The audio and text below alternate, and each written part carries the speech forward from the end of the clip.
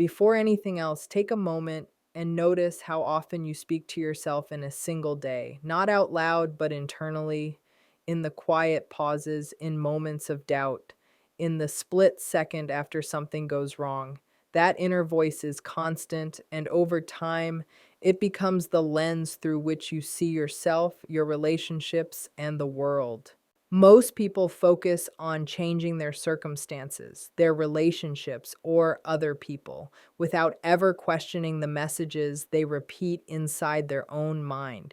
Yet those messages quietly shape what you tolerate, what you fear, and what you believe you deserve. They influence how much you explain yourself, how much you give, and how often you walk away from your own needs to keep the peace. The truth is, life will not slow down to protect your self-respect. People will project, demand, disappoint, and misunderstand you. If you do not have a strong internal dialogue, you will absorb all of it. You will start negotiating your worth, silencing your instincts, and calling self-abandonment maturity. This speech is not about positive thinking or empty affirmations. It is about psychological grounding. It is about the things you need to remind yourself of every single day so you do not lose yourself in the noise, pressure, and emotional expectations around you. Because the most important relationship you will ever have is the one you have with yourself. And what you tell yourself daily determines whether that relationship is stable or fragile. When you tell yourself that your worth is not up for negotiation, you are making a psychological correction to years of subtle conditioning. Many people grow up learning that love, safety, or approval must be earned through performance. Be useful, be agreeable, be impressive. Over time, this creates an internal marketplace where your value rises and falls based on how well you meet other people's expectations. This belief quietly trains you to tolerate disrespect, overextend yourself, and accept less than you deserve because somewhere inside you are still trying to prove that you are enough. Daily self-talk that reinforces non-negotiable worth interrupts this pattern. It reminds you that your value is inherent, not transactional. You do not become more worthy because someone chooses you, praises you, or validates you. And you do not become less worthy when someone withdraws, criticizes, or misunderstands you. When you forget this, you may find yourself explaining your needs excessively, staying too long in unhealthy dynamics, or adjusting your personality to keep the peace. None of that creates connection. It creates self-abandonment. This reminder is especially important in relationships where power is uneven. People who are controlling, emotionally immature, or self-focused often test how much someone is willing to compromise their self-respect to maintain closeness. If your worth feels negotiable, you may respond to these tests by trying harder, giving more, or becoming smaller. If your worth is stable, you recognize these behaviors as information rather than instructions. You notice them without internalizing them. Telling yourself this every day also changes how you respond to rejection. Instead of interpreting rejection as proof of inadequacy, you begin to see it as a mismatch, a limit, or a choice that belongs to the other person. This shift reduces shame and self-blame. You stop chasing closure from people who cannot offer it and stop arguing with someone else's perception of you. Non-negotiable worth does not mean arrogance or entitlement. It means grounding. You can still reflect, grow, apologize, and improve without collapsing into self-doubt. You can take responsibility for mistakes without defining yourself by them. When your worth is stable, feedback becomes data rather than a verdict. Over time, this daily statement builds internal authority. You become less reactive to praise and criticism because neither determines who you are. You begin making decisions based on alignment rather than fear of losing approval. You speak more honestly, tolerate discomfort more effectively, and recognize when something costs you too much internally. When worth is no longer something you barter for, you stop participating in dynamics that require you to diminish yourself to stay connected, and that internal shift subtly changes how others relate to you as well. When you tell yourself that you are allowed to have boundaries without guilt, you are undoing a deeply ingrained belief that your needs are inconveniences. Many people were taught, directly or indirectly, that being easygoing, accommodating, and self sacrificing was the price of being loved. As a result, boundaries can feel unnatural or even dangerous, triggering anxiety, fear of rejection, or shame. Guilt often shows up not because you are doing something wrong, but because you are doing something unfamiliar to your nervous system. Daily reinforcement of this idea helps you separate discomfort from wrongdoing. Boundaries often create emotional friction, especially with people who benefited from your lack of limits. Their disappointment, frustration, or anger can easily be misinterpreted as evidence that you are being selfish or unkind. In reality, those reactions are often signs that the boundary is necessary. When you remind yourself that guilt is not a moral compass, you gain the ability to pause instead of immediately backtracking or over explaining. This internal permission also changes how you relate to your own energy. Without boundaries, exhaustion becomes normalized. You say yes when you are already depleted, stay available when you need rest, and prioritize harmony over health. Over time, this leads to resentment, emotional numbness, or burnout. Boundaries protect your capacity to show up authentically rather than performatively.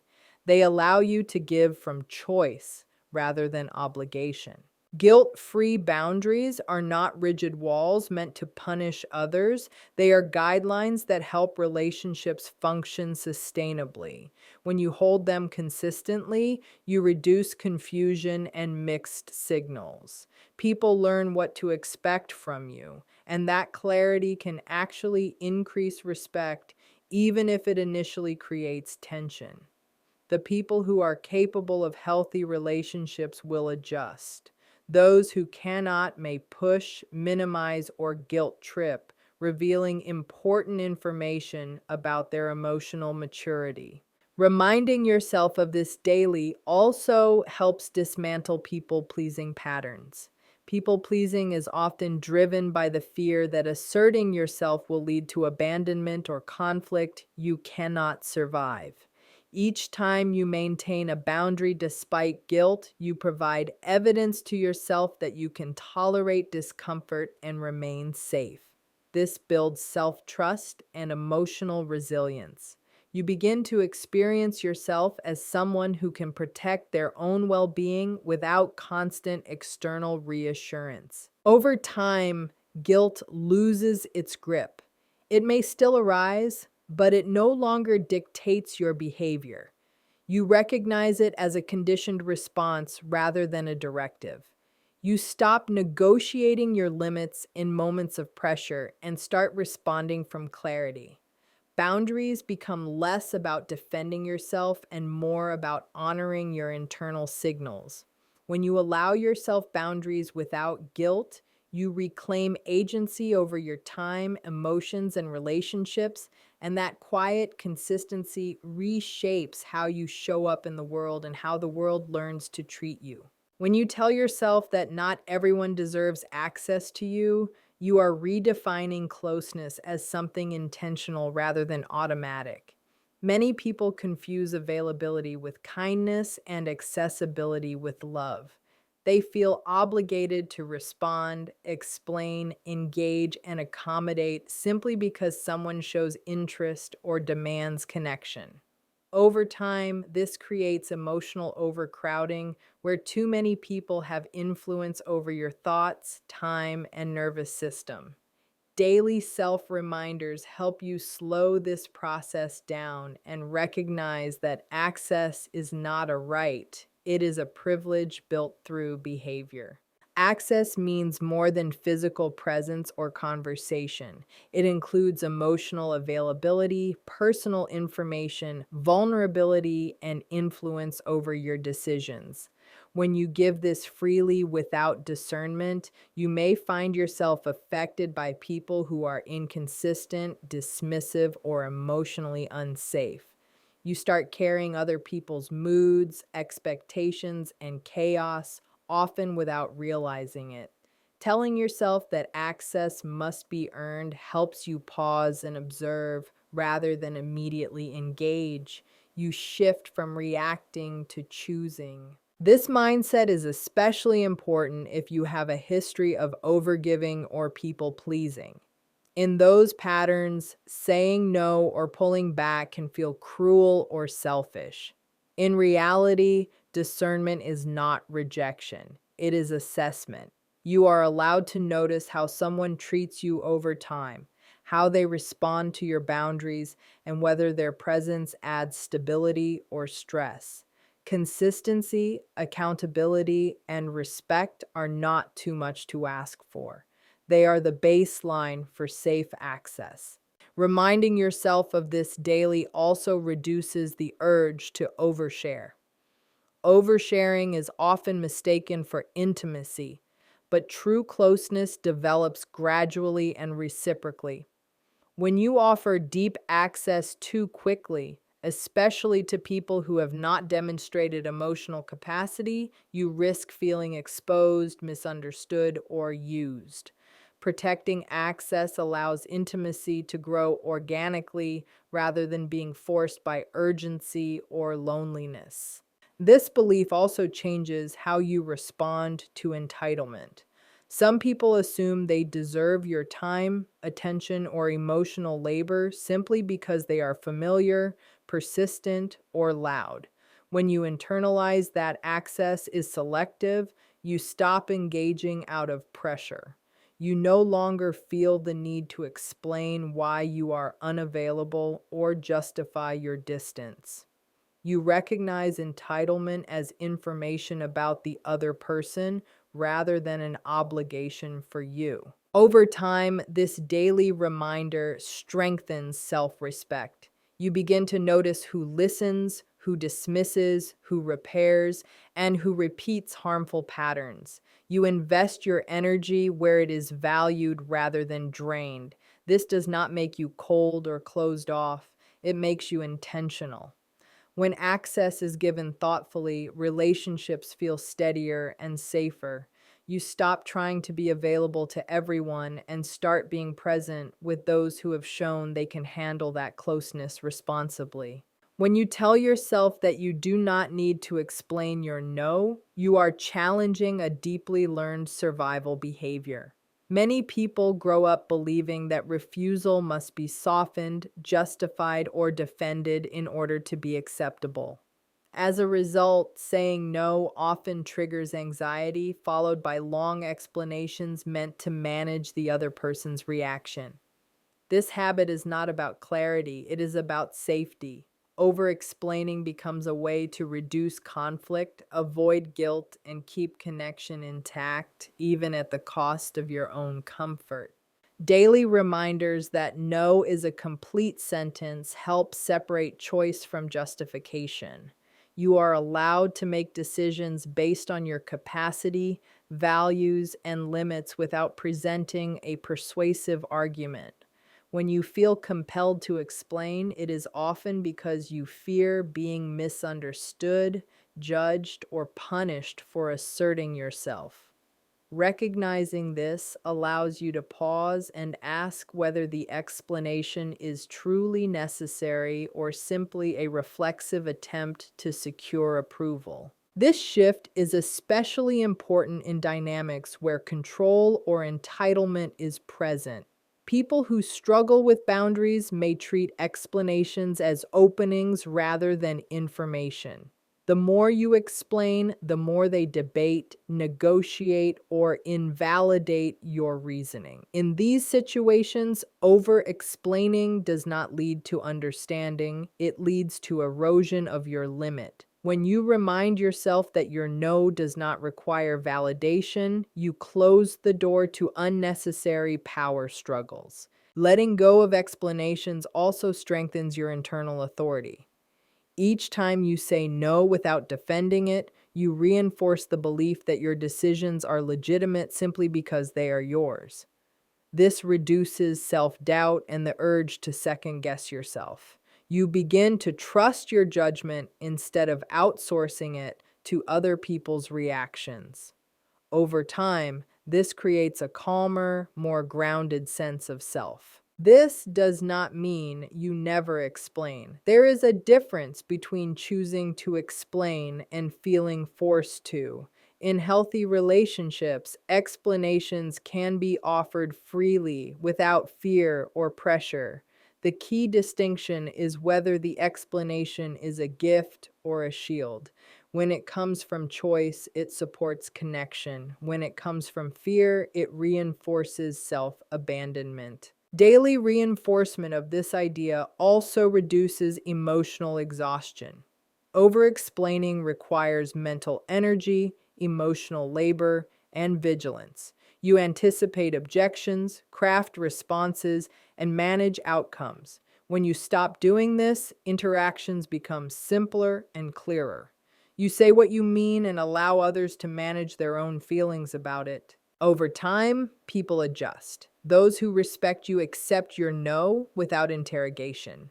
Those who do not may reveal themselves through pushback or guilt tactics. That information is valuable. By reminding yourself that you do not need to explain your no, you reclaim your right to make choices without permission, and you begin relating from self-respect rather than self-defense. When you tell yourself that you can tolerate disappointment without abandoning yourself, you are confronting one of the most difficult emotional skills to develop. Many people learn early on that disappointing others leads to withdrawal of love, anger, or rejection. As a result, they become highly attuned to other people's expectations and deeply uncomfortable with letting anyone down. This often turns into a pattern where your own needs are routinely sidelined to preserve harmony. Over time, this creates an internal split where you stay connected to others by disconnecting from yourself. Daily reminders that disappointment is survivable help reframe this fear. Disappointment is an emotional experience, not a catastrophe. When you allow someone to feel disappointed without rushing to fix it, you are respecting both their autonomy and your own limits. You are acknowledging that adults are capable of managing their feelings without you absorbing or resolving them. This shift reduces the sense of urgency that drives people pleasing and emotional overextension. This belief also changes how you interpret emotional reactions from others. When someone expresses hurt or frustration, it can trigger immediate self-blame and the impulse to reverse your decision. You may assume you have caused harm simply by choosing differently. Reminding yourself that disappointment does not equal damage allows you to stay grounded. You can listen, empathize, and remain present without sacrificing your boundary or your truth. Learning to tolerate disappointment also builds emotional resilience. Each time you hold your ground despite discomfort, you prove to yourself that you can survive tension and remain intact. This counters the fear that conflict will destroy relationships or leave you isolated. In reality, relationships that depend on your self-abandonment are already fragile. Healthy connections can withstand disappointment because they are not built on compliance. This daily statement is especially powerful for people who equate being good with being agreeable. It challenges the belief that your worth is tied to how little inconvenience you cause. You begin to recognize that disappointing someone does not erase your kindness, empathy or value. It simply reflects differing needs or expectations. When you stop trying to eliminate disappointment at all costs, you create space for more honest interactions. Over time, this practice also reduces resentment. When you consistently choose yourself while bracing for disappointment, you are less likely to feel trapped or used. Resentment often grows not from what others ask of you, but from what you repeatedly deny yourself to keep others satisfied. By allowing disappointment, you prevent that slow accumulation of anger and fatigue. As this mindset settles in, you start choosing alignment over approval. Decisions become less reactive and more intentional. You no longer measure your actions solely by how others feel about them. You measure them by whether they respect your capacity, values, and well-being. Learning to tolerate disappointment without abandoning yourself strengthens your sense of integrity and allows relationships to exist without requiring you to disappear within them. When you tell yourself that you are responsible for your behavior, not other people's emotions, you are reclaiming emotional clarity. Many people grow up in environments where they were subtly or directly made responsible for how others felt. If someone was upset, it was assumed you caused it. If someone was angry, it became your job to fix it. Over time, this creates a pattern of hypervigilance where you constantly monitor tone, mood, and reactions, adjusting yourself to keep emotional peace. This belief quietly teaches you that your role in relationships is to regulate everyone else. Daily reminders of this truth help untangle responsibility from empathy. You can care about how someone feels without taking ownership of it. Emotions belong to the person experiencing them, shaped by their history, expectations, and interpretations. When you take responsibility for emotions that are not yours, you blur boundaries and lose a sense of where you end and someone else begins. This often leads to guilt, confusion, and emotional exhaustion. This distinction becomes especially important during conflict. When someone reacts strongly to a boundary, a truth, or a decision you made, it is easy to assume you did something wrong simply because they feel bad.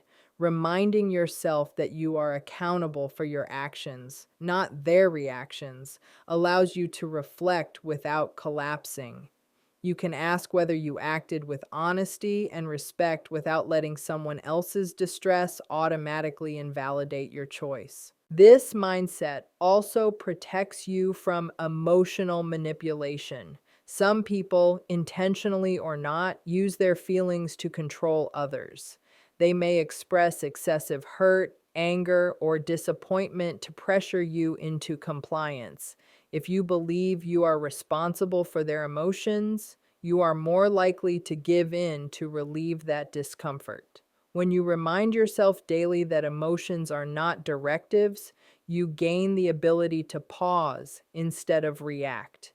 You respond thoughtfully rather than reflexively.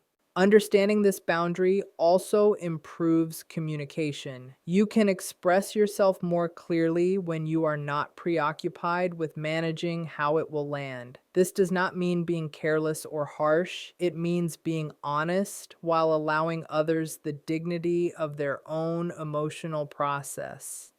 Healthy relationships involve two people managing their own internal states while staying connected, not one person carrying both. Over time, this belief reduces chronic anxiety. You stop scanning for emotional threats and start trusting that you can handle outcomes without controlling them. You recognize that someone else's discomfort does not automatically mean danger or failure. This creates more spaciousness in interactions and less pressure to perform. As this becomes integrated, you experience greater emotional autonomy. You act from your values rather than fear of reaction. You can be compassionate without being consumed, present without being responsible, and engaged without being entangled. Telling yourself that you are responsible for your behavior, not other people's emotions, creates healthier dynamics where accountability and boundaries coexist, allowing you to remain grounded even when emotions around you run high. When you practice telling yourself these truths every day, something quiet but profound begins to shift. You stop living from reaction and start living from intention. You no longer organize your life around keeping everyone comfortable at the expense of your own well being. Instead, you develop an internal steadiness that does not require constant reassurance or approval from the outside world. These reminders are not about becoming detached, cold, or unfeeling. They are about becoming anchored in self respect, clarity, and emotional responsibility.